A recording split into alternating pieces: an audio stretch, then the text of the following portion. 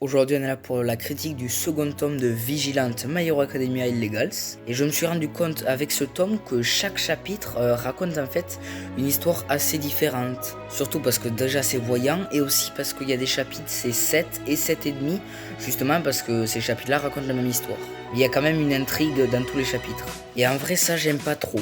Par exemple dans My Hero Academia, les chapitres servent à mettre du suspense pour la suite, si tu veux t'arrêter, faire une pause. Mais l'intrigue normalement reste la plupart du temps la même. Et maintenant je vais vous proposer une théorie sur l'univers du spin-off de My Hero Academia. On voit dans ce tome un nouvel anti-héros un peu comme Quashi ou ses deux acolytes là. Et donc il s'appelle Stendhal et il a l'alter coagulation.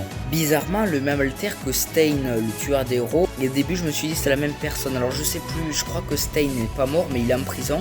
Et du coup je me suis dit bon, Stein s'est échappé. En plus il a la même langue il me semble. Et à la fin du coup Stendhal commence à critiquer les héros et avoir les mêmes idéaux que Stein.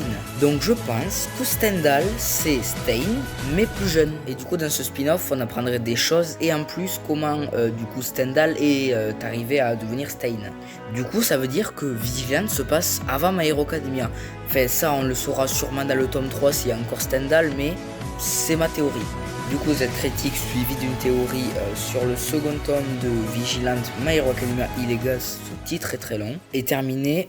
Du coup ciao.